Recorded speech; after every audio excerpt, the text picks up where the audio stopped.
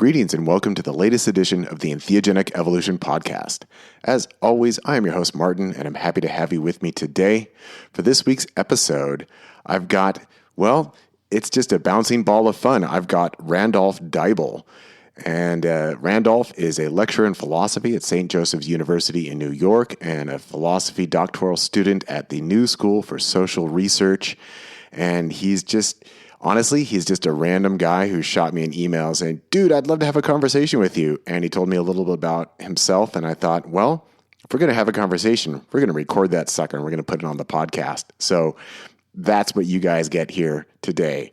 Randy definitely is a bouncing ball of energy. He's got a lot of interesting ideas. And he's also very curious about float tanks. So our conversation today really is focusing on phenomenology. It's quite philosophical, not necessarily talking about entheogens all too much here and there, but of course that is a big interest of Randy's. And you'll be able to, make the connections as we move through this very dynamic interview that we had a few weeks ago. So before we get to that, let's get a few announcements out of the way as usual. I want to thank Chris, who made a small donation via PayPal in support of the Entheogenic Evolution podcast over this past week. Thank you very much, Chris. You were the first person to make a PayPal donation, independent of Brooke and James, who make a regular monthly contribution in I don't even know how long. So thanks, Chris. That's cool. I've been doing this for almost 17 years now and used to get a lot more donations. And I know there's a lot more podcasts out there. I mean, when I started this podcast, there were maybe 3 or 4 other podcasts that dealt with the topic of psychedelic and entheogens, and now they're everywhere and all over the place. But if you want to support this podcast, if you want to be one of the select few who actually comes and gives a little support, it's very easy to do. You can make a donation via PayPal. Stop by my personal webpage at martinball.net. Use the PayPal link at the top right of the page. Or if you want to even be more serious about it, come on over to Patreon and sign up as a patron. And there's everything from $1 a month up to $100 a month with increasing access and bonuses and gifts all along the way. And it's a great way to support me, to support the podcast.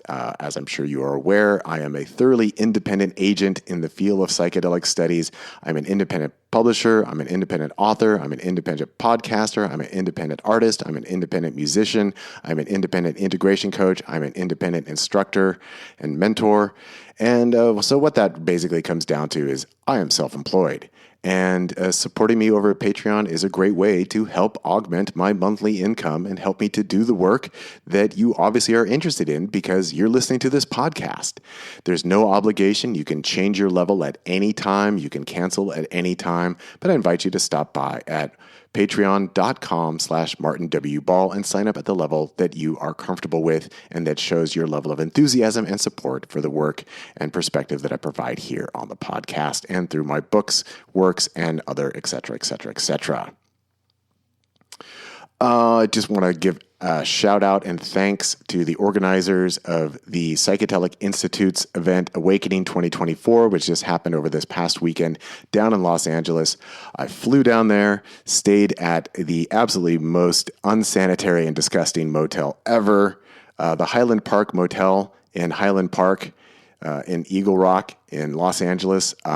Don't ever stay there. It's like seriously gross. I was just imagining, like, if I had one of those black light flashlights like they use on the detective TV shows, that, man, the stories that room would have told. Oh my goodness. But I managed it for one night, gave my talk on Sunday at the event. And, I tried to tell them, I was like, look, I'm a talker. Like, you put me on stage, I can talk forever. So give me plenty of time. But they wanted to make it a panel, so there was one other individual on the panel with me. But afterwards, I was approached by the organizers saying, wow, you really do have a lot to share. Maybe we should bring you back to LA just to give a talk on your own and have it focus on 5-MeO-DMT. And I said, like, dude, yeah, it's kind of what I tried to tell you beforehand. But hey, it was what it was. I had a great time. There was a few podcast listeners there at the event. It was nice to meet you, nice to see you in person. Always love to connect with people. And who knows, maybe I'll be back in LA. But, invitations to speak are few and far between. So I was grateful for that opportunity. Also, just to let you know what's coming up here on the podcast, I have yet another interview with Nix. She's going to be the next interview that's here on the podcast, talking about a somewhat different topic, not necessarily psychedelics and entheogens, but we are talking about evolution, about consciousness, and about where this whole crazy thing may or may not be going. So it's going to be an interesting conversation to bring to you here in the podcast. Also, I just wanted to give you listeners a bit of a heads up. We have about 3 more episodes that will include the audiobook of the Solendarian game. So we are nearing the end of that. And after we finish that, which always comes in between interviews, so every 2 weeks, there's a little bit more of the Solendarian game. And I have decided that I'm going to keep going with this story time vibe. I'm going to be sharing with you here in the podcast my audiobook for The Fate of Morani, which is volume 2 of the 4-book Tales of Arduin series. I am currently working on the 3rd audiobook for that series, The Alchemist and the Eagle, and the first audiobook of the series, Orby's Vision, is already available. It's out there, along with The Fate of Morani, and I actually shared it here on the podcast 2 years ago in 2022. And so I just wanted to invite, if you wanted to get up to date on the story, if you did not hear when I put the audiobook of Orby's Vision out on the podcast, but you want to be all caught up for book 2, The Fate of Morani, when I start sharing that here in the podcast just a few weeks down the road here, then I invite you to go out and get the audiobook for Orby's Vision. I'll be sharing The Fate of Morani here. That will definitely take us through probably most of 2025. It's a long book, and each book is longer in the series, and I'm about maybe a third of the way through recording the audio for The Alchemist and the Eagle, but then there's going to be a new album project that will be a soundtrack that goes with that. So anyway, that's just the trajectory of what's going to be happening. I'm also arranging new interviews, and we'll see who bites first. And so I don't know the order of what interviews and topics are going to be coming out on the podcast, but of course there will be more. Okay, those are all of my announcements. Of course, if you would like to arrange a consultation to help you integrate your experience or navigate or facilitate whatever end of the spectrum you're on, stop by at nondualentheogenicintegration.com for more information about my consultations. Just reach out to martinwball@gmail.com. And if you want to learn more about Randy, our interview guest today, you can stop by at randolphdible.com, and I will provide a direct link to his website in the podcast notes for today. So, without any further ado, here is Randy Dible on Phenomenology and the Ball of the All. I hope you enjoy. Randy Dible. Did I say Dible? Yeah, everyone does that. Everyone throws an extra B in there. You don't call the Dible, so you don't call the Bible the Bible, so you don't call the Dible the Dibble. Right. Okay. That's a good one to remember. We'll just go with Randy. So Randy is someone who kind of randomly, so there's my pun. Randy randomly contacted me and said, "Hey, maybe we could meet sometime." And I don't get around too much. You're all the way in New York. I was like, well, that's probably not going to happen. But you sent me a link to your website, and I checked it out. And even it's funny, like in the original email you sent me, you didn't mention anything about float tanks, but I checked out your website and it's like, oh, this dude's a floater. And he's a phenomenologist. He's into the phenomenology of the float tank, and definitely found some immediate resonance there with, I often describe myself as a non-dual phenomenologist, that I'm interested in the phenomenology of the non-dual state, particularly as it is occasioned through the ingestion of 5-MeO-DMT, which is a very highly energetic vehicle, very different from a float tank. But then I'm listening to some of your stuff from the float tank. It's like, well, yeah, I see the parallels. It's interesting. And I've only had one experience in a float tank many, many years ago. But I thought, well, we could probably have an interesting conversation.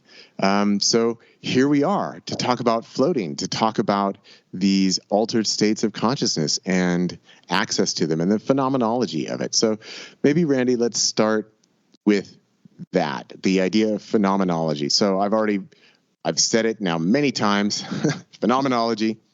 And for those of us who come from a background in philosophy, we know what we mean. But for your average person, they're like, phenomenology? Like, what the fuck is that?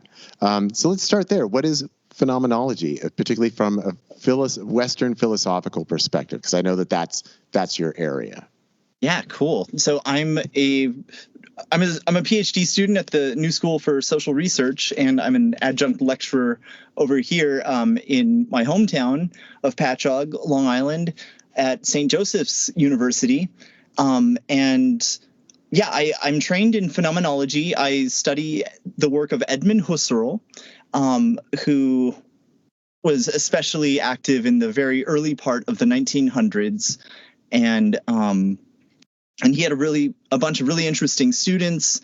One of them, Heidegger, became especially famous. So some people have heard the name Husserl, some people have heard the name Heidegger, but more people, I think, in broader a bunch of different sciences maybe have an interest in phenomenology a la qualitative research, looking at like first person experience, not objectifying people and reducing them to measurements and so on, but rather looking at what Husserl calls the essence, of an experience, or of, an immanent, consciousness of something is. And as such, for Husserl, it was a science of consciousness. But more broadly, it's a form of scientific philosophy.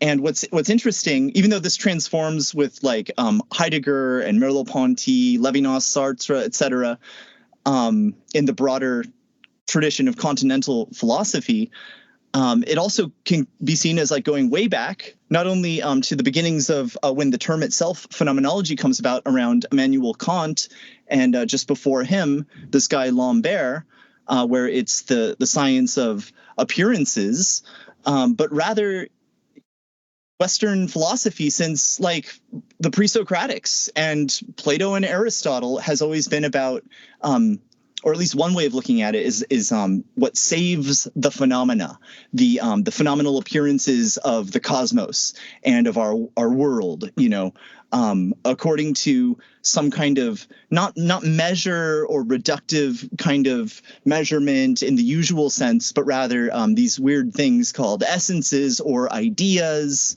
And so phenomenology is really in the beginning of its life in people like Hegel and Husserl. It's about these really fundamental ideas. It's very different for Hegel and Husserl, but anyway, it can be very, very deep, powerful stuff. Like in the hands of Hegel, it is about the infinite and ultimate reality and distinguishing these things. And since very recently, for me, it's meant some pretty cool stuff, but just very recently, since I've had this what you call experience of divine grace, or what it could be described in terms of like human energetics, a full energy awakening, or something like this. Now I'm really excited about the potential for the science that I've been studying, for articulating what I think is really, really important for civilization today. So I really am a true believer, not only in what Husserl and the phenomenologists are doing, and the mystical phenomenologists who worked under Husserl as well, but this, as science of consciousness, let's say, ties into the work of John C. Lilly, who invented the float tank, and the very interesting, strange mathematical work that Lilly used in the float tank to do some pretty far out stuff. So anyway, that's like the broad picture, I guess, of like where I'm coming from in my milieu within academic philosophy. Yeah. So most of those names that you mentioned there, I was a grad student back from 96 to 2000. So it's been a while. I read all those guys, read all of that stuff. And sort of what appealed to me is I'd actually started with like Buddhist philosophy, which is very phenomenological in nature. It was like, look at the mind, look at sensations, look at what arises, look at, how that engages different emotions, different thought processes, and then how do we move beyond that? Can we clear that? And then looking at phenomenology was kind of what I liked about it was it's looking at direct experience. And as you say, not necessarily like reducing people to numbers and data points, but really looking at what is the experience that you're having, what are the components of the experience, and what what are you bringing to the experience versus what are you perceiving it. And it kind of reminds me in some ways of, this very old Buddhist and Hindu story about where there's a guy walking down the street and he sees something on the road and he thinks, oh shit, there's a snake, like it's a cobra or something. And he runs the other way. And then he comes back and he looks more carefully and he's like, oh, that's not a snake at all. That's a rope. Right. So it kind of opens up this phenomenological question, like, well, if you see a snake, is it a snake? Or if you see a rope, is it a rope? And what is projection versus what is clearly seen reality? And, there's different ways that story is interpreted within Buddhist and Hindu philosophical schools. But it's kind of like that question, like, what am I projecting versus what's there? And what is the immediacy of my experience? Yeah. Yeah, totally. I mean, you asked about Western philosophy, so I dropped all those names. Yeah. But I also totally began by heading east in my studies and got really into a lot of Hindu and Buddhist stuff. And I would add maybe for those listening who are interested in like, I don't know, crossover type stuff, there's this whole thing called the Kyoto school that really begins with Nishida Kitaro and his students. There's a number of figures in the Kyoto school who are either like working on phenomenology after Husserl or went to Germany themselves and studied with Heidegger and were working to synthesize the Mahayana tradition of Buddhism and, which of course picks up elements, fundamentally beginning with Hinduism, and therefore you can also find all that like Patanjali and Samkhya metaphysics, in various different ways. Even though like maybe Vedanta and Buddhism can be like doctrinally radically separated, they can also be very much together in very interesting ways. And that's what it all comes down to is like, how do you reconcile? You could call it dualism and non-dualism, non-duality, or you can call it, the Samkhya system with two principles of like unevolved Prakriti and Purusha in its alone state, all alone, the seer, the great self or whatever. And then on the other hand, Buddhism, which is based on nothingness in a way, this shunyata, this void, right? And this is what was also like kind of in the air for people like John Lilly and, like Alan Watts is real familiar to a lot of people. But Lillian Watts put this conference together that brought this, they called him a master from the East, this mathematician, George Spencer Brown, whose calculus is this wild thing, Laws of Form from 1969. This was like an absolutely explicitly psychedelic thing that has its genesis in Spencer Brown's psychedelic work with R.D. Laing. They were really close. But I mean, just in Spencer Brown himself, who then later declared himself a reincarnation of Sakyamuni Buddha, like in his book A Lion's Teeth. He wrote some stuff later on. But Laws of Form is this really powerful device, kind of like the metaphysics of Samkhya or the doctrine of interdependent mutual co-arising of forms, the pratitya samutpada of Buddhism. So I'm like really keen on bringing this stuff together in a like rigorous scientific manner that like Husserl founded, and especially a different manner that one of his students, Hedvig Conrad Martius, founded, and that one's more in line with realism and it's the ontology of reality. And so, and she was a mystic. She was like a full-on non-dual mystic. This is like back in the early 1900s, so she didn't quite have the same way of articulating it as the New Age terms that we tend to adopt in these areas. But, whether it's Buddhist or Vedantic or Husserlian transcendental phenomenology or Heideggerian existential phenomenology or whatever, they're all just different ways of coming to the truth, coming to this ultimate situation, which you might call the experience or whatever of God, or consciousness without an object, or pure consciousness experience or event or whatever. So just to back up a little bit, I'm going to imagine that you're probably like a lot of characters in this field, in the sense that I'm just going to imagine, and then you correct me if I'm wrong, you've probably been thinking about this stuff since you were a little kid. Yeah. Yeah. I like that little grin you had there. So let's kind of start with your own sort of personal biography. Like for me, one of the stories that I like to share is that when I was a little kid, I would watch Little House on the Prairie on TV. Okay. It's like one of the shows that was always on. Yes, revealing my age, definitely. But Little House on the Prairie. And something they used to do is those girls in that family, that they would go and they'd kneel down at their bed at night and then they'd pray to God, right? Because it's very important. You got to pray every night. And so one time when I was a kid, I was maybe 4 or 5 years old, I think. And I got on the edge of my bed one night before I got in bed, and I kind of, did the little prayer thing with my hands. And I looked up to the ceiling and I said, God, I just want you to know that I totally don't believe in you. I don't have faith. I don't have belief. I think it's all a bunch of crap. And if you're real, you're going to have to prove it to me. And that was my prayer as like a little kid. And, for me, the response came through my first full 5-MeO DMT experience, which is just like, oh shit, this God thing, not this mythological God as presented within religion, but in the sense of there is a unitary consciousness and being that is made out of this pure energy of unconditional love that is perfectly self-aware and that is everyone and everything in all space and all time, because it's the only thing that actually exists.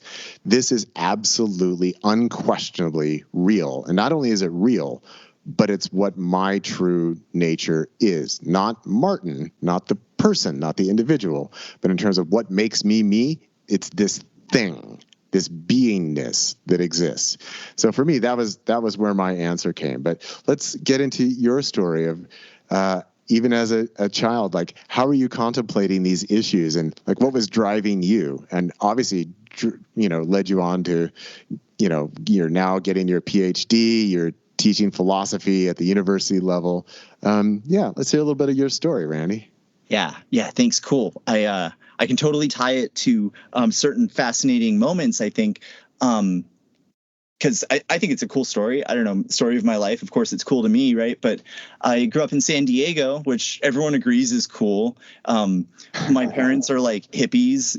My mom is like fully plugged in spiritual hippie woman. I brought her to my conference last year, the Float Tank in The Hague. We went to Europe. It was so fun. And she got to tell her stories, her psychedelic stories of when she did Bufo alvarius, the Sonoran Desert Toad, the 5-MeO DMT in it in a special way, right? And so anyway, that's her. And then my father's a surf photographer, and we traveled all up and down the Pacific mainland side of Mexico to like all the secret spots my childhood. So it was cool, and I worked with a lot of like really cool sticks and rocks and shells and things. I became like an expert stick collector.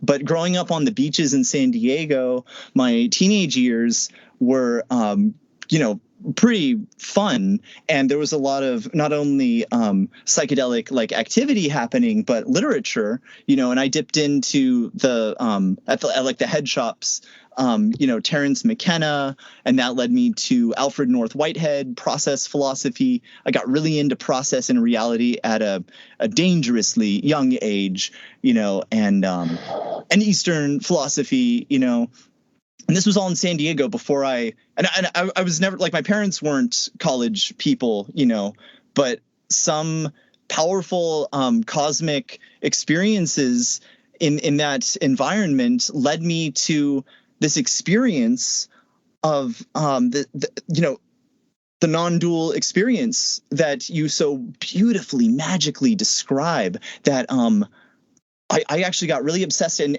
slowly, since we first connected recently, I started remembering that I found your work way back in the day, and I was inspired by it. by the way. So in fact, thank you for being intellectually courageous enough to put this all out there. It's such important work, but yeah, so back in the day, I've had these experiences before, and I didn't really quite remember it until after my recent like cosmic awakening, until I awakened again. I was like, this is so familiar in multiple senses, and I realized this has happened before. So this happened to me, back at the beaches in San Diego, and then we moved to New York when I was young, and I decided to pursue this stuff, philosophy, and around that time, it was like 2001. I got really into John Lilly, who invented the flotation tank for the purpose of a first-person science of consciousness. He was trained as a neuro scientist, and then he became really interested in isolating healthy, wakeful human subjects in this environment where all sensory stimuli is carefully removed, not just reduced. And this is the key important thing. It's not just the difference of one iota, but of no iota. It's not similar. It's the same as this cosmic scale, scaleless, infinite situation. Your consciousness matches that in that situation. And a lot of, you have to be able to let go, right? You don't necessarily just go straight there because you're in a float tank, but eventually he got into employing some technologies that were psychedelic and potentially entheogenic. In particular, he was using LSD and ketamine in the float tank, right? Can you imagine the K-hole on acid in the float tank, right?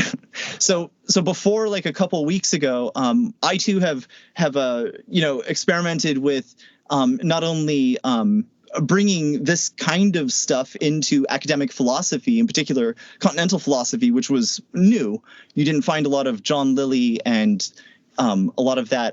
There is more like psychedelic literature nowadays, which is awesome.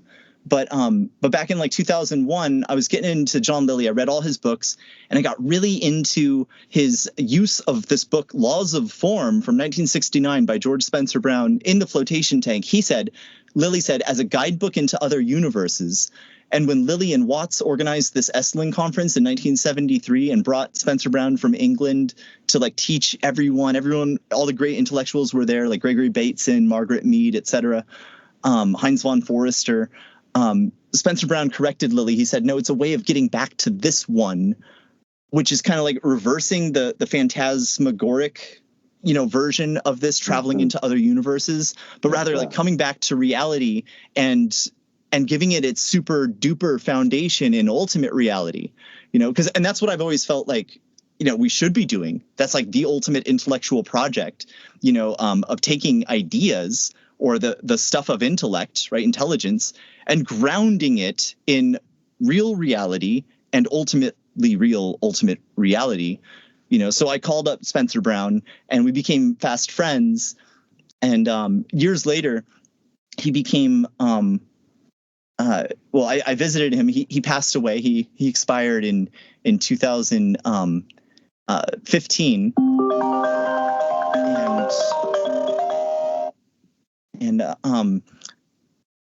And at the funeral, I met a bunch of his friends who we decided to like put together a conference and everything. And so anyway, now there's the whole like Spencer Brown Society, and we have a new journal, Distinction, Journal of Form, based on his work, this idea of the first distinction in the unmarked state. These are like really powerful concepts, totally new, totally recast in a powerful way.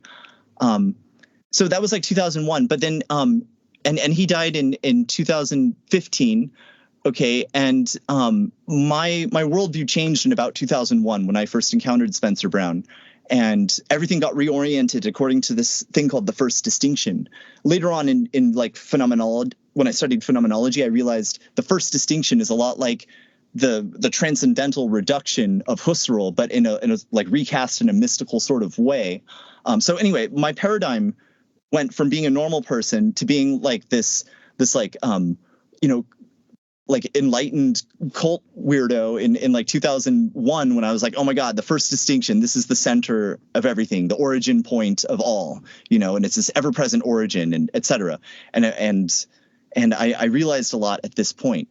And but then in 2016, one of my professors out here at Stony Brook University, Peter Manchester, who was this other kind of like totally brilliant sage, who's from California, and he was an important part of the religious studies department out here at Stony Brook. He passed away. We became good friends, and then when he passed away, I read his stuff real carefully and got really into it. It's really far out stuff. His book, The Syntax of Time, it takes the inner time consciousness diagrams of Edmund Husserl and draws them out to their origins in the concepts of time defined by Aristotle that come to us through Augustine, and then goes back all the way deep into this mystical Pythagorean framework that goes like even past Aristotle to this problematic, this limit problem of the now and how it relates to time and eternity. And ultimately what Peter Manchester brought back from he was also a psychedelic voyager, and what he brought back from his trip to the infinite sphere, the eighth sphere or the far side or whatever you want to call it, he brought back this concept of the sphere of the all, or the sphere of the all one, which becomes the infinite sphere in our Western tradition. And you can find this, it's just, the sphere, right? It's this ubiquitous, it's as ubiquitous as like the point, the line, the plane, and just, or number, right? 1, 2, 3, like, so you can find it in indigenous societies, etc. But this idea of the sphere, I realized, was the perfect fitting for this idea of the first distinction. So I had this like radical transformation in 2001. I was born in 1984. And in 2001, I had this radical transformation, a paradigmatic shift that like recalibrated me and everything. And then in 2016, I added this thing called the infinite sphere. And now that's the subject of my dissertation, a universal ontology of the infinite sphere. And which brings me here to your show, to the Ball paradigm, which, I'm not talking just to Martin Ball. When I watch your stuff, I know I'm talking to the Ball of the all, And so when Ball and Dible get together, I mean, this is powerful stuff, because you get it, and I get that you get it, and goodness gracious, I'm so excited at what I've discovered recently, and this like renewed inspiration that I have. I'm finally getting down to like really writing my dissertation based on what I've discovered. And what I discovered was that I've been programming my life to like get to this point all along. Like I had to like keep things secret from myself at all these different points in my life in the course of these paradigmatic shifts to get to this point, because there's some like heavy magic going on in philosophy, and it's not, out there in the academy. It's like, it's maybe, some people are using the academy to the highest ends that it could be used for, but it's actually really hard to find those people. I mean, some of them, we get to know each other at conferences and stuff, and we're like excited about this great project that is philosophy, but we're in the dark ages. Philosophy is like one of the humanities, and departments are dying because universities think, it's all about the sciences, the hard sciences, and they forget that like the most rigorous stuff comes from philosophy originarily, right? In all of these theoretical branches of all the different sciences. So we're at I think a really cool revolution point in philosophy with some of the stuff that I've been getting into. And now that I've finally revealed to myself the ultimate truth about ultimate reality, the absolute infinite, etc., words I've been using for a long time, actually. But now I see how it all goes together for sure. So it's really exciting, to be sharing this with you, and to be thinking out loud here, in open air about this exciting stuff. Yeah, well, you're obviously very animated by it. And just to kind of recap a little bit of what I hear you saying here is that perhaps now at this point with contemporary philosophy, that there are those who are looking back more at this experiential investigation of the nature of the mind, the nature of consciousness, and the nature of experience. There's a lot of philosophy out there that's very dry, like, well, what's the right thing to do in this situation, right? We have like moral and political philosophy, there's lots, and philosophy of language, all these different areas, but kind of this more phenomenological approach seems to open people more to the potential of using these different tools, such as float tanks, sensory deprivation, meditation, psychedelic experience. Like it makes me think of William James and his seminal work of like the varieties of religious experience, whereas this American writer who he's taking nitrous gas. Yeah, right. He's taking quote unquote laughing gas. He's like, well, I'm having a religious experience. So what is a religious experience? Rather than looking at it as just data to be mined and analyzed, it's more this experiential approach. And it sounds like you're very open to that, and that at least some philosophers are very open to this. And again, it reminds me of back when I was an undergraduate at Occidental College, and I had one philosophy professor. Somebody asked him the question. I don't remember the exact context, but he said, I think somebody asked him, have you ever taken a psychedelic? And he's like, oh, yeah, well, when I became a philosophy student that, my roommate said, well, if you're going to study philosophy, you definitely have to take acid. So he said, yeah, I took it once. And that was like the end of the conversation, and then, let's go back into discussing Kant and, but it didn't come up much in that sense. And then also as I moved on to become a graduate student in religious studies, and I've mentioned this on the show before, that the topic of psychedelics and direct immediate experience only came up maybe twice in my entire graduate career. So I had to, kind of like you were saying, I had to go and find all the books on my own. Like, I got to find this stuff and read these anthropological accounts and these studies of people going down and drinking ayahuasca and what's going on there. But it was never really a part of the curriculum. And it was this very dry approach. And also something that I found, the reason why I ended up in religious studies is because I wanted to study Buddhist philosophy primarily. And the philosophy departments were like, oh, no, that's religion. That's not philosophy. So right. You got to go to the religion department. It's like, but, these Western philosophers, they're talking about God, all the time, right? But so they're not religion, but Buddhist philosophy is religion. But it sounds like from what you're describing, there's more of a marriage between these ideas, at least within yourself, because you've studied both sides of the equation, right? You've looked at Eastern philosophy, you looked at Western philosophy, and this experiential approach. So I just want to say I'm glad to hear that there are people like you that are teaching philosophy at the university level that are very open to this marriage of ideas sort of across these divides. And again, looking at the direct phenomenological experience and really pointing towards what is the ultimate nature of experience? What is the ultimate nature of reality? One of my little catchphrases that I like to use with psychedelics is I tell people, like, look, you can go as far out as you want.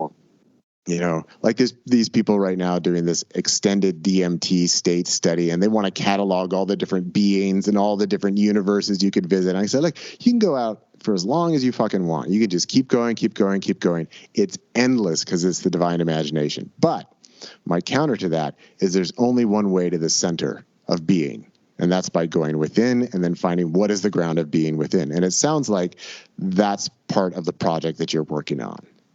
Yes, in fact, the center is the point.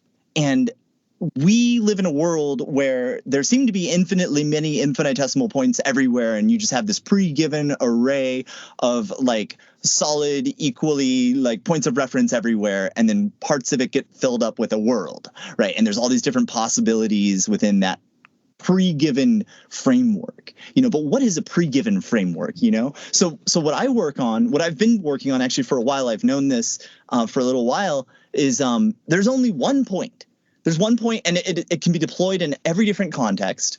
Like when you forget what we're talking about, we could be like, well, wait, what's the point of this? And it sounds like a pun or, some kind of punishment, like a play on thought, right? Where you're like, what's the point? But the thing is, there's only one true, the infinitesimal, and it is the first distinction, and it's the nature of the point. And alignment and enlightenment is about becoming aligned with this point. And I know this sounds like so abstract and like maybe like a weird new version of spiritual like mumbo jumbo.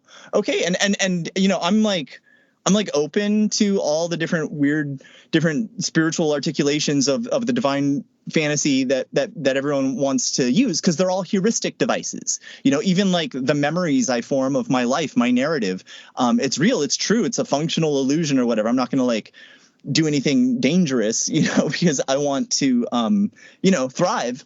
And at the same time, ideas and geometrical entities are real. And they're also part of this divine intelligence. They're like, in a weird way, they're alive. Like they live a higher life than we do. So it doesn't seem like life, because they don't like work the same way. But we have access to them. We know what numbers and points and lines and planes and stuff are. And yeah, this infinitesimal point is the center of everything, and it's the center of the infinite sphere. And in the compass of the infinite sphere is absolutely everything, including nothingness. So that's like really wild. And anyway, I've been really inspired afresh about all of this stuff, the nature of the point and alignment with this divine intelligence. And I really think it's a way of like opening the channel to the infinite sphere, which comes from theology, but really deeply down is like this ancient and perennial wisdom that is articulated in human culture, in civilization, but in scientific culture and culture, and in science and mathematics. So it's just a matter of like doing the right stuff with your life, with your mind, with what you have given in civilization, wherever you incarnate. I don't know, however you want to put it, just what you got in your actual real lived life. Let's go back now to the idea of the float tank and how this ties in with this experiential phenomenological side, and as a tool for investigating the nature of the phenomenon that arise within the sphere of the mind and the body.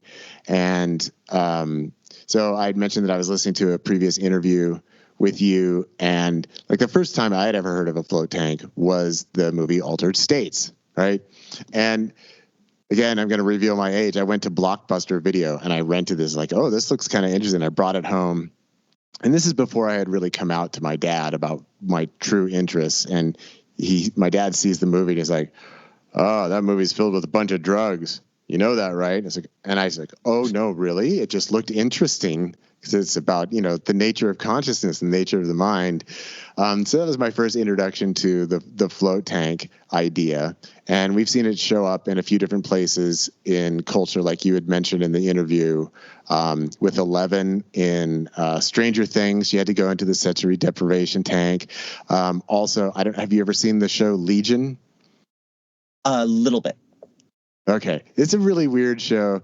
My wife and I, we're like halfway through. There's like 3 seasons, but our hero in that story is like the ultimate mutant, right? So this is part of like the Marvel mutant universe. And so he uses a float tank so that he can access these other states of consciousness. And, he's kind of battling with this guy, Farouk. Anyway, we don't need to go into the details, but there's a lot of float tanking happening in there. So it doesn't show up too often. And also when you first emailed me and I checked out your website, I was like, oh, this guy's into float tanks. And I mentioned to you, like, yeah, a friend of mine actually used to run a float tank center here in Ashland. It was called Zen West.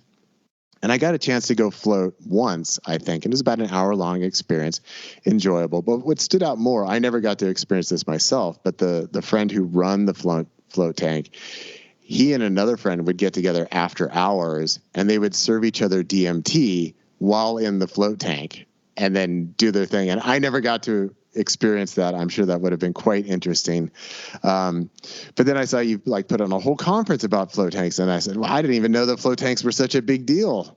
But apparently they are. So let's go back into now the float tank and how that was used as this exploration of consciousness and this phenomenological investigation. Like, where is the ultimate, and how by reducing our sensory input, how do we get to this ultimate state? Yeah. It was a interdisciplinary conference because it's not just philosophy. There's mathematics. There's I had a psychical research couple people and psychedelic people.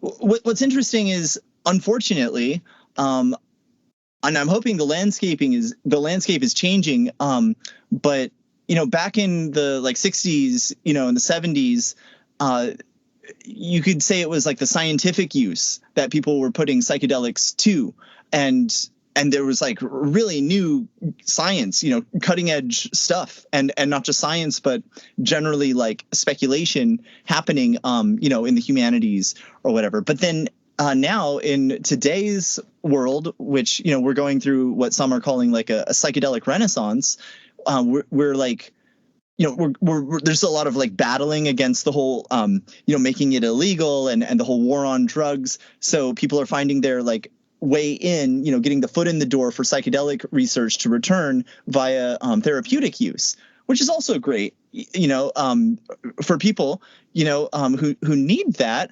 And it also lets us slip in some of that scientific use, but what we need to do now is like really get back into this scientific use of, in particular, entheogens, psychedelics.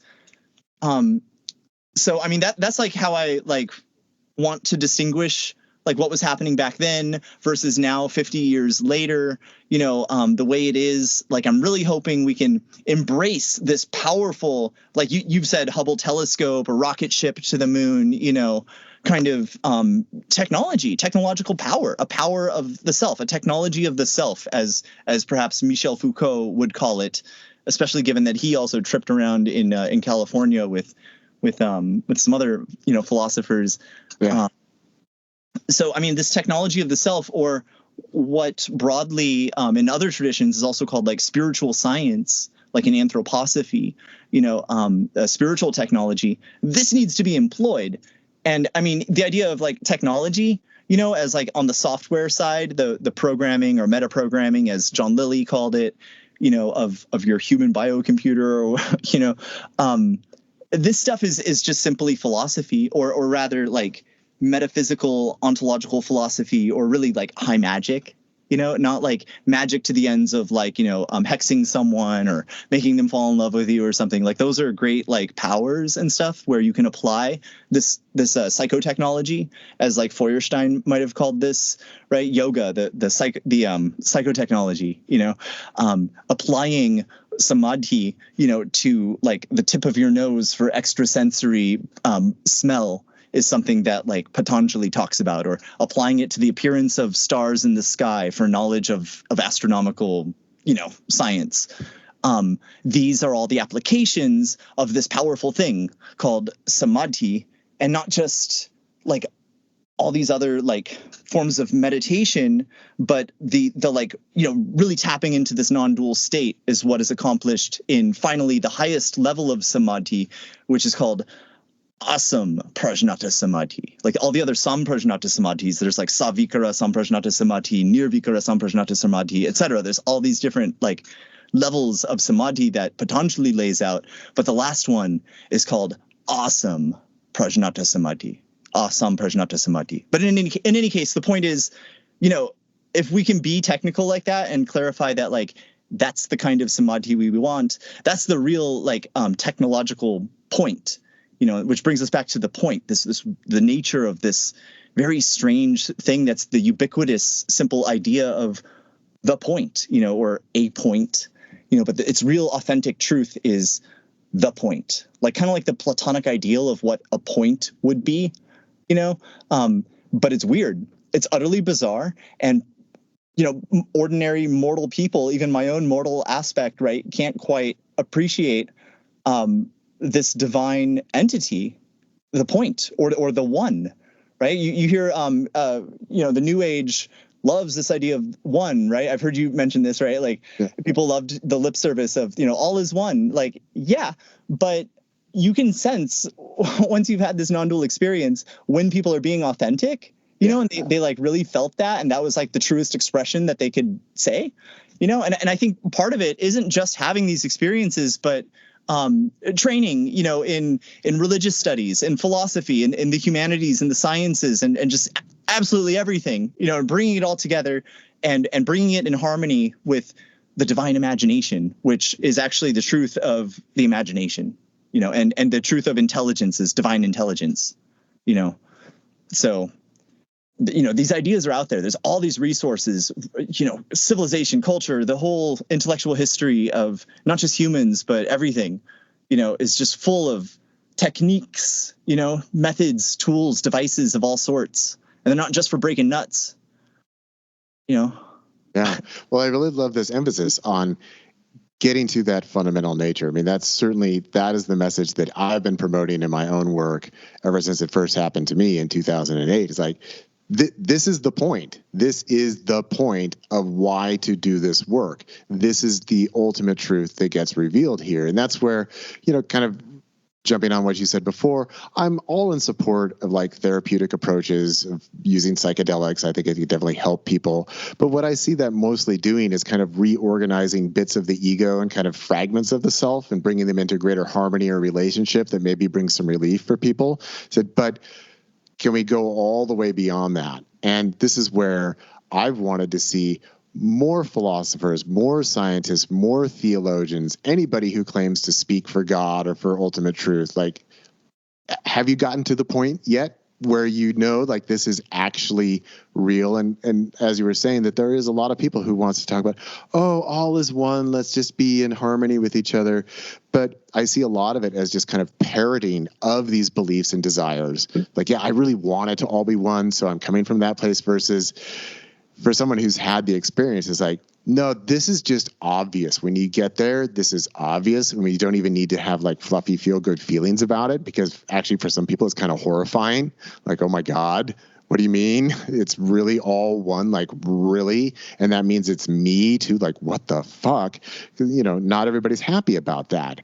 And it goes against the grain of a lot of religious thought with, the idea of some kind of savior or some external force or somebody who's in charge that's outside of the system, versus this is the totality of the system itself, and we are participants within that. And so that's why I'm always harping on, well, the tagline to my podcast is, have you met yourself yet?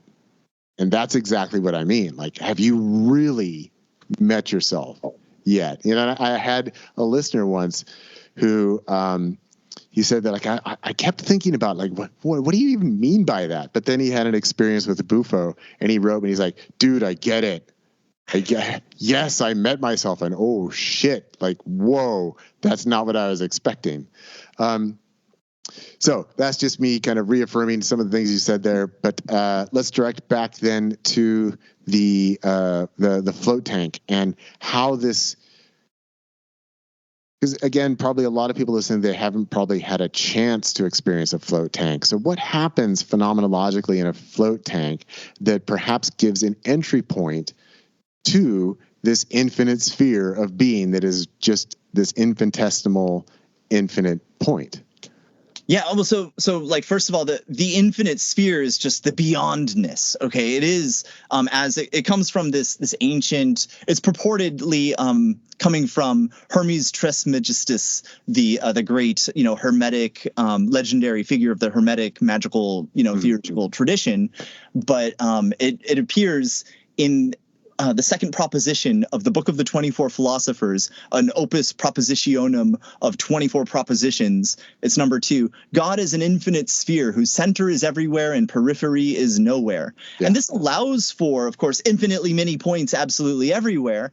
But the weird thing about the infinite sphere is, about the infinite in general, is that it's full of paradox. And it was Nicholas of Cusa, the great, like, early pre-modern period guy who, like, went all hard on mathematics as his form of, like, theology to bring us into the modern age, because then he influenced so many people with his concepts of like Jesus is the first square, and the nature of the Trinity and the infinite triangle and the infinite circle and the infinite sphere. He was all into all this stuff, but articulating it in really paradoxical ways.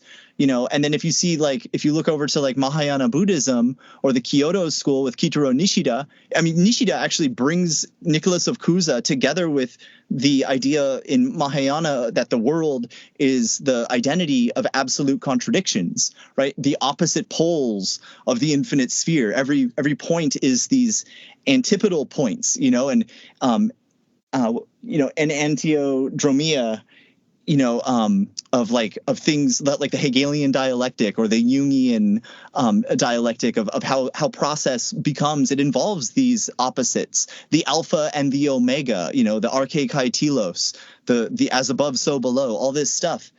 These are really powerful things. And when you're in the float tank, it's not that you automatically activate your imagination in a way that you don't normally do, but you could. And when all of the senses are gone, when the fields of vision and of hearing and of, smell or whatever, all the different fields are gone, then you have the room, you have the presentation of the void, you have the room to do that, to maybe take an entheogen in that context, or just like do some weird breathing exercises, or like think a certain thought. Like if you've had that full energetic release, maybe it's because you now know what it tastes like, and you can reactivate the 5-MeO-DNT that you endogenously produce. Maybe it's that, I'm totally down with that. One doesn't have to fully reject all of neuroreductive materialism, to accept that that's a great explanation for what's happening. But that's like an outer, an etic or etiological explanation for what's happening. And the inside experience, the emic experience of being it, is you do it. You could call it activating it, right? Or in the literature, it's called reactivation.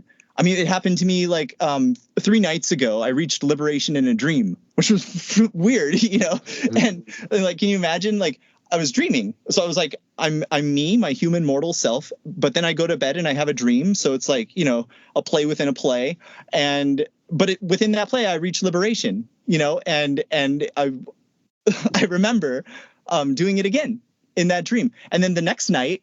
And I wasn't expecting it, but the next night I woke up because the same kind of thing happened. But this one I remember being, or at least the residue of it, was like everything was full of light.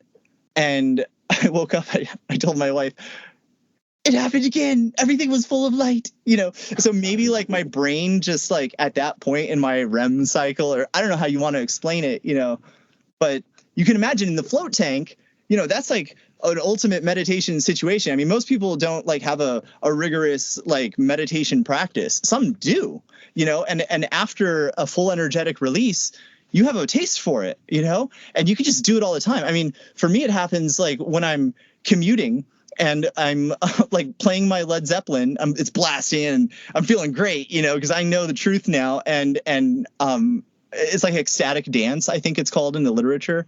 Or when I was like making enchiladas for dinner the other night, had my Led Zeppelin going, and goodness gracious, it started hitting me again. I was like, absolute, infinite, ultimate reality, enlightenment, all that stuff. And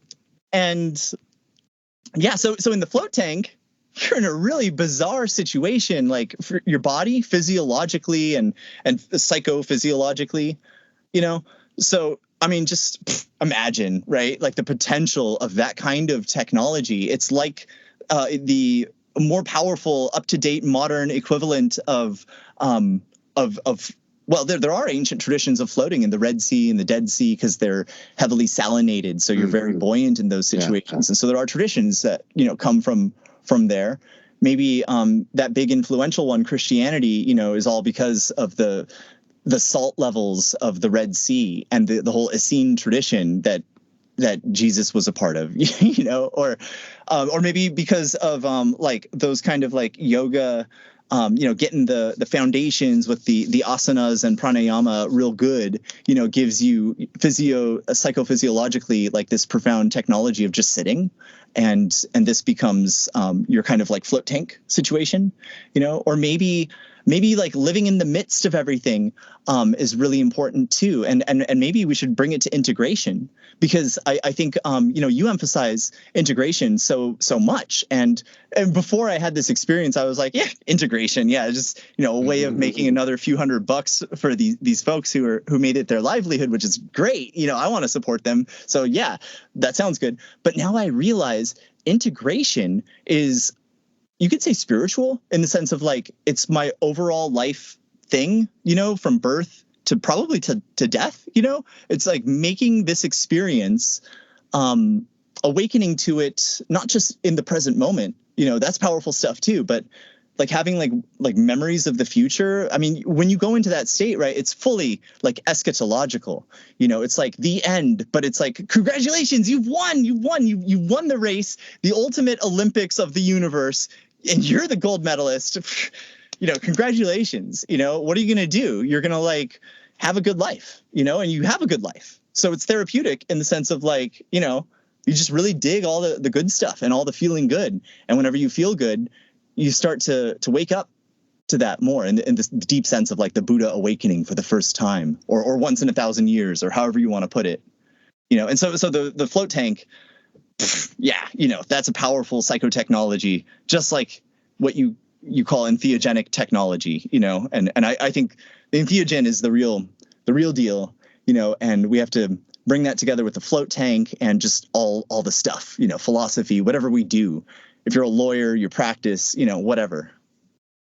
Yeah. So on that side of things, you're clearly walking a little bit of an edgy line there with even encouraging, let's bring entheogens together with the float tank, and let's talk about this at the university level. Let's have conferences about this. That, as we were discussing earlier, like I mentioned when I first started this podcast in 2008, and people would ask me like, oh, what do you do? And I was like, well, I'm interested in, the personal transformation and awakening that we can get through psychedelic use. That people would like kind of laugh, and, people would get uncomfortable, but it's a really different landscape today. And there have been such strides within the psychedelic therapeutic movement that more and more people are open to it and kind of wanting to try it out for themselves. But I think we're still a little bit missing, let's just call it the ultimate. Like this is a route to the ultimate, and that even as you were saying here,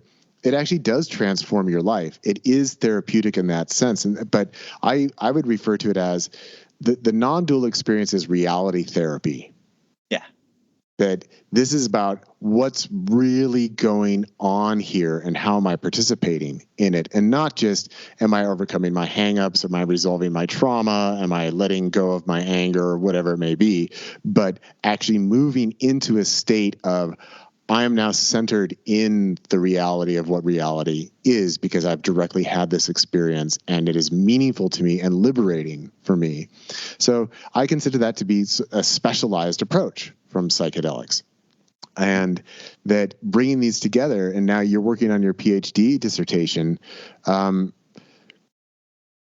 what is your comfort level in terms of mentioning all of this in class, and like having this conversation that we're having now? Is this a conversation that you would have in class with your students or with your dissertation advisors? Where do people stand on that from the academic standpoint? Yeah, I mean, generally, I think the world is so different from the like war on drugs era. It really depends on how you frame it.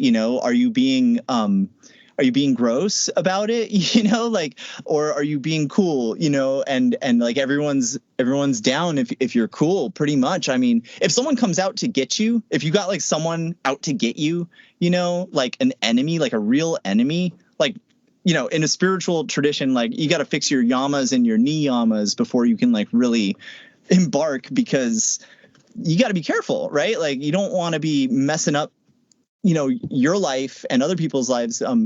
So anyway, I don't know. This is like, it's a hairy discussion for sure when you really get into it. So I prefer to not even get into it usually, but I can't help but like, encourage enthusiasm in any way, shape, or form, and some people are inspired by that sort of stuff, and I'm one of them. So as long as I'm like, polite and nice about it, it's kind of like drugs are kind of like sex, right? Like you don't go around talking about it. You just, if you're cool and you're happy, like maybe people will like you, and you don't even have to talk about it, But I mean, but nonetheless, here we are. This is all about talking about entheogens in particular. I mean, you can call them entheogens, psychedelics, or psychotomimetic, like stuff. However you want to cast it, doesn't really matter. The important thing is getting on with your work, whatever it is, and if it's reality therapy, that's great. That's flipping awesome. I mean, I think that's way more important than any other kind of therapy, and what I work on in particular in my area of phenomenology is the ontology of reality, the ontology of Hedwig Conrad Martius, who was the godmother of another famous phenomenologist, Edith Stein, who was appreciated by the Catholic Church so much that John Paul II beatified and canonized her in the 90s. She became a saint, and not only that, a patron saint of Europe, of which there are very few. And now she's being considered, it's a long process, for a doctor of the church, which there's even fewer of those. So she's like a really important figure. And this is like, I mean, I'm not a Catholic, I'm not like Christian or whatever, the Mormon missionaries have us on their list. So they come by here a lot. And for a while, like we got missionaries who were really like down to hear what these philosophy professors had to say about the Bhagavad Gita and stuff. And so one day, like I have all these kids, and so one day we were like, okay, tell you what, finally we will go to your church in the morning if you come with us to the Krishna temple that night and chant the name of the Lord with us, and they came with their little badges and their little white tucked in shirts that night, and we dressed like Little House on the Prairie, and we went to Mormon church in the morning. That's cool. So I mean, whatever enthuses people, some like religious, spiritual people are like into, integrating different views on that because they get it, and some people are more like egoically or whatever you want to call it, like, in their little prison world where they're trying to be moral citizens, so anyway, yeah, the landscape, whatever, I don't know.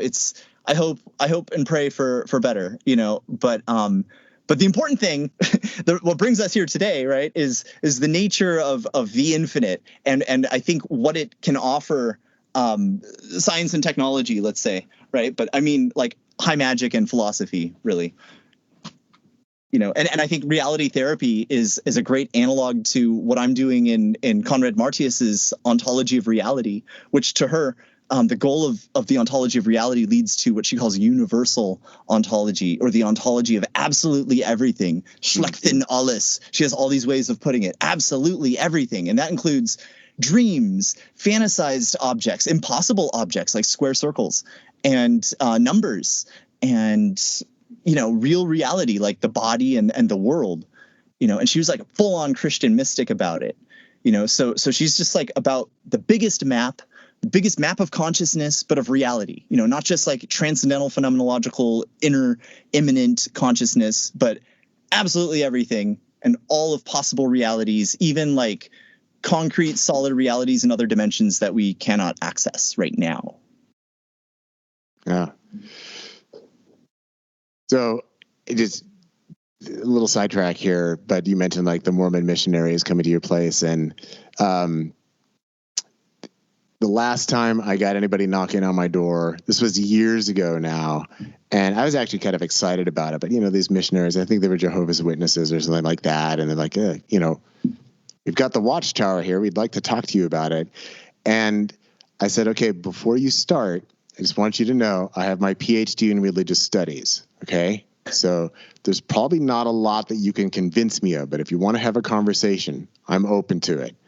And they just basically they said, okay, well, thank you very much. And they backed away. And that was the end of the conversation. Absolutely. Actually, I alluded to my transformative experience, recently. And shortly after that, indeed, it was Jehovah's Witnesses who came to our door. I saw them in the neighborhood. I was like, yes. I was like so stoked, and they came to the door. I was cooking at the time and I was like, come in. Look, I got all these kids running around. I'm not going to hurt you. Come on in. I can't wait to tell you about God. And they were like, no way. no way, you know. And I chased him down on my longboard, my son's longboard, skateboard down the street as well later on. And yeah, they were not having it. You know, most people are not having it. Wow, here comes this evangelical philosopher. Yeah, they weren't expecting me. No. So then in the construction of your PhD dissertation, so where are, you know, you've hinted a lot about where you're focusing, but in terms of, so for anybody who's outside the world of graduate school, like this is like the last big step, is that you take your exams, you're now ready, you can write your dissertation, this is the final hurdle, and then you got to go and defend it, right? And so your advisors will come and like, oh, I'm going to pick it apart here. Yeah. But what is it that you're looking to accomplish with this? And how are you hoping that that's going to set you up for what comes next? Oh, yeah. Thanks. Oh, baby. Yeah. This is the ultimate. This is so exciting because, you know, it's not that I've been putting it off. In fact, I've drafted versions and I've been working on it, you know, for years. And I did get like, it's not sidetracked. I'm kind of working on my tenure file as well with my conferences that I create and host and moderate and present at. And I'm constantly making new papers and stuff. If you add them all together, there's definitely a dissertation there. But the dissertation idea, mine, the title, and it's on my website. I have a section called projects, and as it should be for someone who's writing their dissertation, at the very top is the title and the tripartite organization of it and a brief explanation. Yeah. And if you really go down Randy's studies, you know, rabbit hole, you'll figure out maybe what it's about. But I took my like notebooks with me this last time I, you know, became God with my parents' longtime shaman, and this was it. I like really figured it out, and since then my integration, it was not what I expected. It's like epiphany after epiphany, and it's all coming together, and yeah, it's this really exciting new cutting edge work that I'm like really active with right now. Like I'm writing my dissertation like fully excitedly. Like your dissertation should be fun. Most dissertations, not fun. Yeah. You know, it's like the most painful thing, and people put it off forever because it's painful. And I get that. You know, I hang out with all these super ancient philosophers, you know, around the world at my conferences and everything. I'm excited. I call them up, I hit them up, you know, and we chat and it's fun. That's fun. But a lot of people don't do that. And a lot of people don't like go for it. I think they should, you know, and they'll find that their work all comes together. And actually just this morning, it finally clicked for me for my class. I'm like, so excited. My class is the coolest class I've ever imagined possible now that I teach. I teach this, I adjunct a little bit while I also, you know, run the household and drive all the kids to school and ballet all day. And I also do ballet myself. I joined their school last year. So, you know, I live a very active life, and it's integrated with just being, you know, a philosophy professor, but the integration now is just taking off, and it's both my dissertation and my class. So my title is Universal Ontology of the Infinite Sphere. And the point is to bring together, on the one hand, the formal ontological paradigm of George Spencer Brown that Lilly was using, this idea of the first distinction in the unmarked state, together with what is exactly the same, but on the material ontological side of Hedwig Conrad Martius, the ontology of reality, which begins with this cosmogonic Urbewegung or Urdynamic, this originary beginning and end of everything, you know, and bringing these together in the context, the respective context of, like, on the one hand, cybernetics and systems theory and pure math, and on the other hand, ontology, you know, and phenomenology and all of contemporary philosophy, postmodernism, etc., you know, and bringing these together in a big map of the big picture that includes absolutely everything. So that's another point. I think a lot of these older experienced academics would be like, don't do that, Randy. You know, I mean, it's the only place you can do it is like in philosophy. Everywhere else, they're like, you know, pick a tiny topic. And even in philosophy, they're like, pick a tiny topic and do that, you know, and maybe try to sell it as your book. But I got my own book series. I'm going to publish it first and then give it to my advisors, be like, you know, do you want some of this? as my dissertation. So yeah, like I'm like, I got an ego and I got a world. I'm not like an arhat or whatever. I'm fully in the world, actively doing all kinds of stuff. I got lots of friends. I got lawyer friends. Like, I'm not afraid to like really get on with the great work. I really think it's the great work, the work of ages, whatever you want to call it, because in those states, the eschatological, like apocalyptic, all transcending of space-time kind of situation that you go into, it also reveals to you bits and pieces, as you dip in and out of the ultimate state, which is also always there, but at the same time superimposed, there's the real world, and you have these experiences a little bit, and you also live your life. Whether this is the only one incarnation or there's infinitely many, however you want to look at it, it is very much about not only integrating for yourself, but bringing the world to all of these like religious fantasies of like what the apocalyptic eschatological, heaven on earth kind of situation should be. And there's a lot of like really interesting stuff in phenomenology and the phenomenology of light and of matter, the philosophy of nature, especially coming from Conrad Martius. There's some really, really fascinating stuff in there that has tremendous potential to unify not only all the different sciences and the ways of life of like artists and people in the humanities, but to totally transform culture and civilization. And I know people talk about that, constantly. People are idealists about politics and micro politics and big politics revolutions, but we haven't seen a revolution yet. The infinite sphere, that's the only thing that needs to have its revolution. And so this is what's been coming together for me lately. It's exciting stuff. And I hope my like words like revolution aren't like causing little red flag programs to come up and now they're going to come at me, but I'm so well integrated with the world, with like all my family and everything that, they'd have to explain where I went, and it'd have to be a really good story. So I don't buy all the conspiracy stuff too much, but I do hope that the good conspiracy stuff is happening, because, that would be great if there was like actually people in charge in a weird cybernetic, government, science of government kind of way. Cause that's the kind of stuff that my stuff plugs into, is cybernetics, cutting edge new cybernetics and ontology, that kind of stuff. Yeah.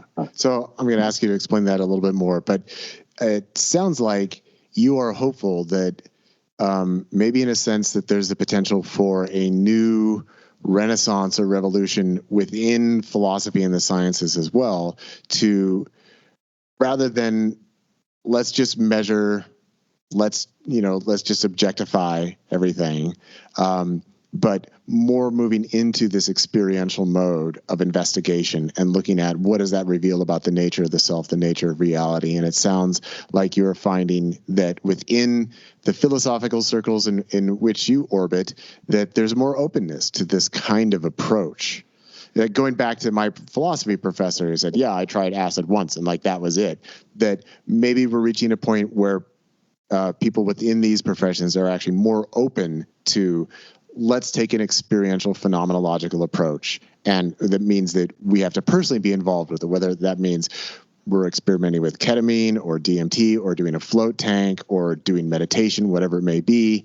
But it's not just the dry academic side of philosophy. It's more the experiential approach. And that I think what you've identified in our conversation here is that this has actually been a part of the philosophical trajectory for thousands of years. Like when we go back to Plato and all of that, he's talking about meditating in order to reach the state of the one, right? He's not just a philosopher who's like, oh, let me read the books and let me parse the meanings. Yeah. But there's an experiential side. And I know there's some disagreements out there, but in terms of like the Greek mystery cults, that, well, there's a good chance that actually these philosophers, they were participating in these mystery cults, that they're these abstract ideas of these mathematical forms, like where do they come from? Like that sounds like a psychedelic trip to me, so that philosophy has always been wedded to the experiential side. And that's something I think we've seen a lot stronger within Eastern philosophies, where it's always been couched in not only are we studying philosophy and logic and mathematics, but we're also meditating. And then even there's more and more anthropological evidence that, well, they were probably using various kinds of entheogens and psychedelics as well, and that this was the origin for a lot of these philosophical systems that then later morphed more into the yoga traditions, the breathing techniques, the postures, and things like that. But it has its roots in the consumption of mind-altering substances, and that's what gave people access to it and that inspiration for all of these deep philosophical traditions. So it sounds like maybe we're moving more back towards these philosophical historical roots through these avenues. Right, like John Allegro had this book, The Sacred Mushroom and the Cross, and it's an impressive book, and the appendices in the back are like 12 different ancient languages, and you could see in the spelling of the letters, and you could probably hear, if you could pronounce that stuff, you could see so much more than is intended, and you can hear so much more than is intended. The wisdom contained at a higher level than can be perceived by the senses in all of these ancient, again, I'll say heuristic devices, even if they're languages or mathematical systems. Like the Mayan and the Egyptian mathematical systems are totally different than the kind we use today, and just thinking along different lines will give you a completely different culture, a completely different civilization, and a completely different sense of what counts as technology and what's important values, So, I mean, even just within humans, there's so much variety of possibilities for intelligence and imagination.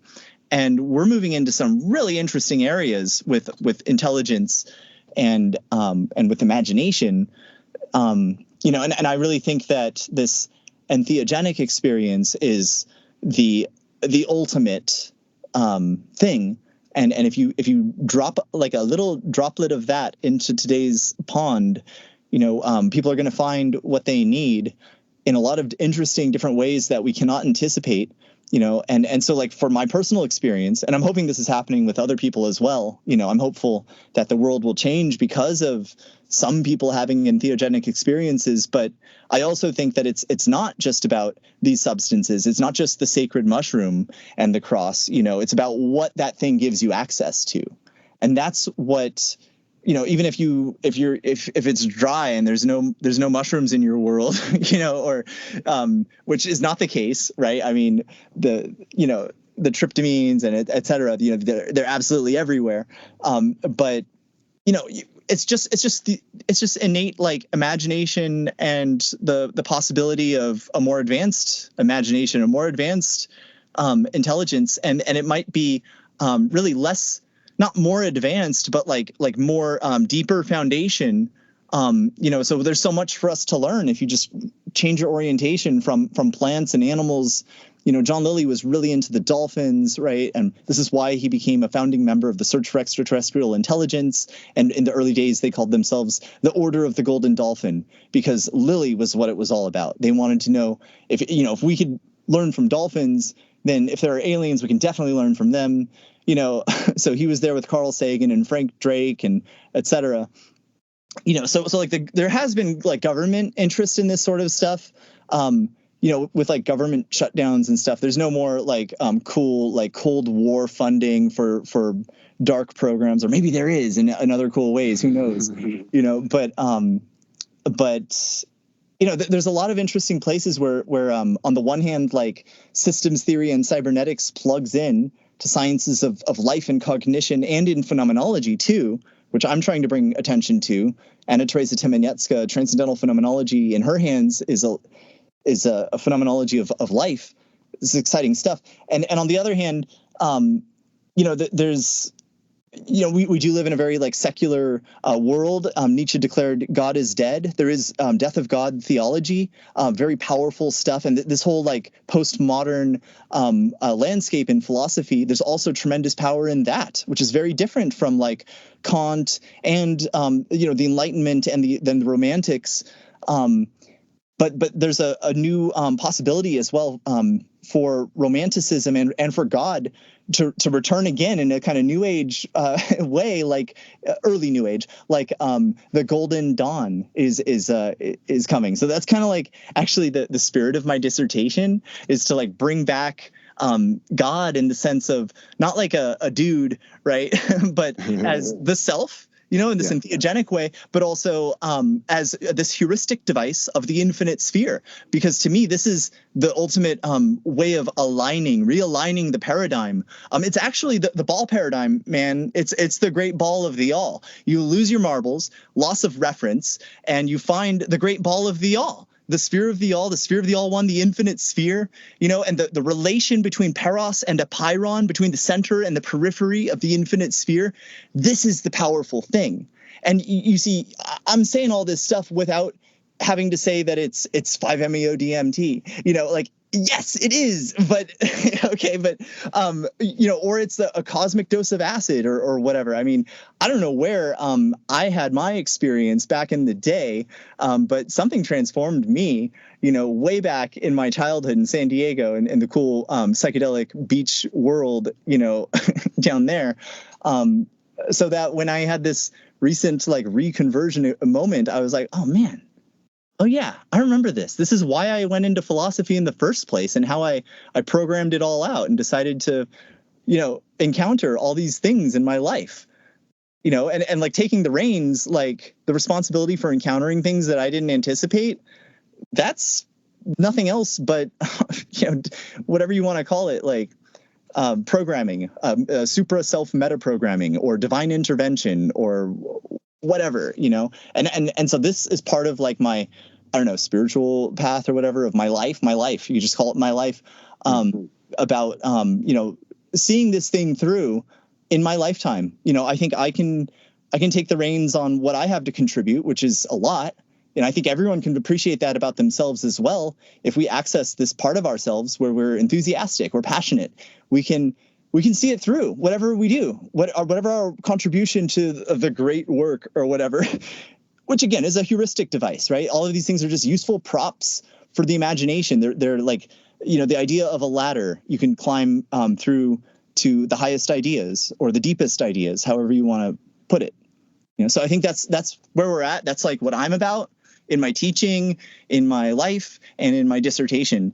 And I have recent epiphanies that I think can really transform the world from the top down or from inside and outside, however you want to put it, which is what the world is thirsty for right now, and it's infinite. The hunger is infinite on the one hand, but the food is infinite, the good treasure, and that's when people realize that, they're going to be all about it. So where does cybernetics fit into this then? Yeah, that's some exciting stuff. I mean, so back in the day when I was like a teenager, I joined the American Society for Cybernetics. I called up Spencer Brown on the phone. He's like kind of the big granddaddy guru of the second order cybernetics movement. I mean, the term was around a little bit before him, but he became what it was all about. Second order cybernetics is different from the old kind. Cybernetics is generally defined as like the science of control in man and machine. That's the title of Norbert Wiener's book from way earlier than all this stuff. And this stuff, it makes it more like human. And the second order cybernetics became more about like poetry and this spiritual experience of how self-referentiality. Cybernetics is all about self-reference and feedback, positive and negative feedback, and hetero-reference, they call it, and et cetera. A way of describing processes. And so it's also a lot of tie-ins with process metaphysics, but cybernetics and systems theory totally transformed after Spencer Brown. And we quite not yet have experienced all the ramifications of this, but in the world of second-order cybernetics, there is a lot of really powerful tools or technologies for that John Lilly was a part of as well, with his idea of programming the human biocomputer, like the software side of everything.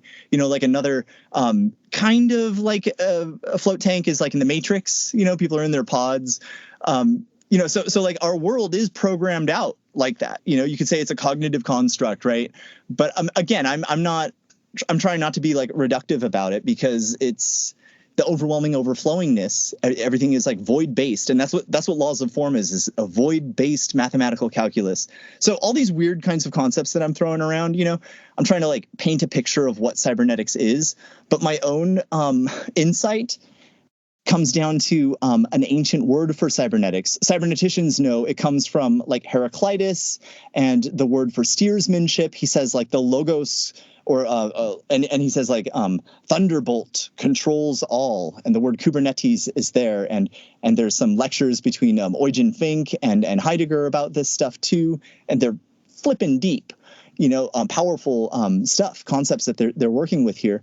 But in fact, the art and science of control is an immanent science, and it comes down to some weird word roots and concepts behind this word, Kubernetes, in Greek, that I've discovered, and I will reveal them here to you today. The art of cube spinning is one of them, and cube nesting. And you might be like, what? But if you hear how I'm like all about the infinite sphere, there's this whole ancient problematic of like squaring the circle and stuff like that, and it comes down to the nature of dimensionality, the nature of space-time, through the ideas of the dimensional indices, the point line plane, the ancient symbolism of the cross, not just the two-dimensional cross, but the three-dimensional cross as an index for this dimensional continuum. And there's this whole ancient science of spherics, or the spiricon logon, the doctrine of the sphere. And there's all this literature. And this is why I gave my dissertation a tripartite organization using the Greek terms on risings and settings, or on the rising and setting of the infinite sphere. I'm kind of appropriating it. But there's all these like terms on the moving sphere. These are ancient works in the spherics. And this idea that steersmanship has to do with the oar and the vehicle, the okema pneuma, the vehicle of the soul, and being able to control whatever limited freedom you have to like choose your fate in life, and making this decision that ultimately comes down to a like decision, or a self-giving of God, so that things can be. So God kind of recedes into like passive surrender and latency, so that other things can activate, or vice versa if you reverse the valency. I mean, it comes down to the forms. The forms themselves, fit into this framework. And the only pre-given framework is ultimately that of the sphere, and the relation between the sphere and the center of the sphere. And then if you want to give it poles, it can get moving. And so there's also like a cube. Again, these are all just made up bullshit, right? These are heuristic devices that we could use. And so that's what I'm developing, is this weird cybernetics that is also universal ontology, and includes the categories that Conrad Martius goes into about like the primordial spirit and primordial soul, and how they're opposites, and God and spirit, and the different kinds of possible soul and life and plant and material, and types of material that we don't experience because they're beyond us. It's a whole spectrum of light that's beyond us. She calls it spiritual light and spiritual matter. And there's like a passive side and an active side to both of these. And it's just mind blowing how much she's contributed to this sort of stuff. And it just begs to be called together for with this formal paradigmatic stuff that's cybernetics and systems. So I mean, that's kind of like, I just laid out like all sorts of things that I'm bringing into my dissertation, and it's going to be utterly bizarre, but I actually think that if you look at it another way, everything else is bizarre and annoying, and this is fun and more simple, more economic than the disintegral world. This is the integral picture of the only thing that can accommodate a big map of absolutely everything. It needs the biggest possible framework and the ultimate possible boundary or limit case or limit situation that is crossed. And that is the point. Yeah. So Randy, I just got to say, you're like a scary, curious dude. Is actually the radically random Randy, biblically dangerous Dible. There you go. but you're obviously bringing in just so many inspirations, so many different thought streams here, so many different avenues of investigation. And it's very admirable, this sense of how do we reconstruct the map of the all?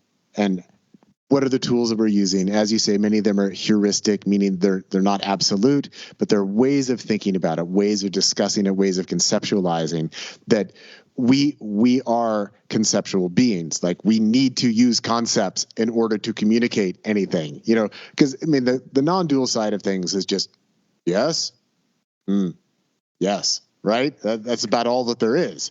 But we live in a world of things. We live in a world of events. We live in a world of concepts. We live in a world of communication. We live in the world of context of self and other, before and after, first, second, third, fourth, fifth, right? So we need these tools in order to discuss what is the nature of being, other than just sitting in the immediate presence of beingness, which, again, there's nobody else there.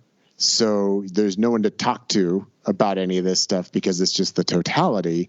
So in the dualistic state, we need tools to talk about it, and we need people who are dangerously curious about how to put all of this stuff together and then communicate it in a way that is potentially revolutionary. And that sounds like the track that you're on to me. You got it. Right. Yeah.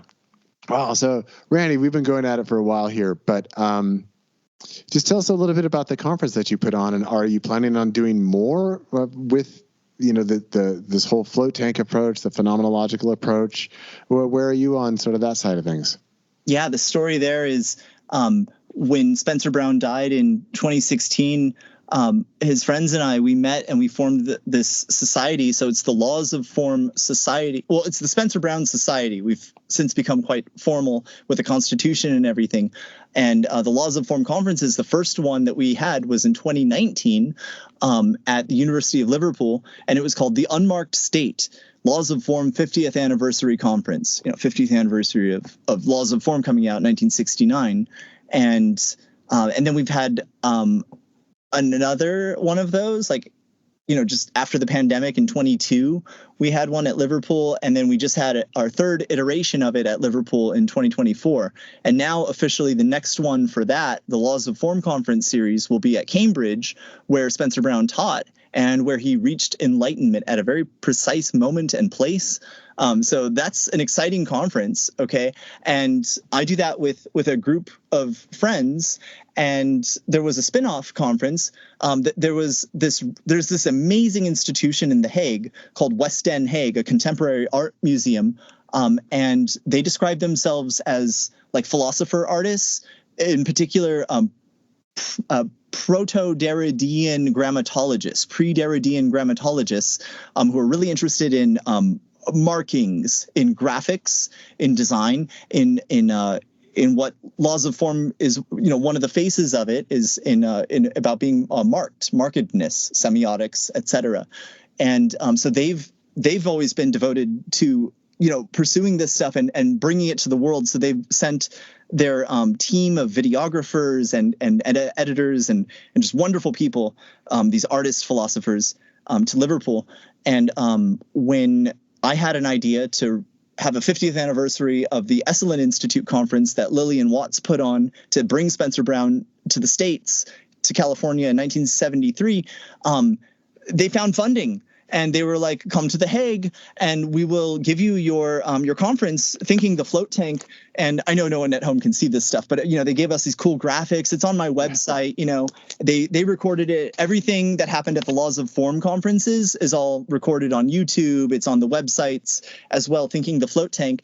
And this one was my baby. I put this together with all the Kyoto School philosophers and cyberneticians and phenomenologists. And I got some really cool people together. And a lot of us were in person together there. And they also are down with Thinking the Float Tank #2. So that's on the near horizon.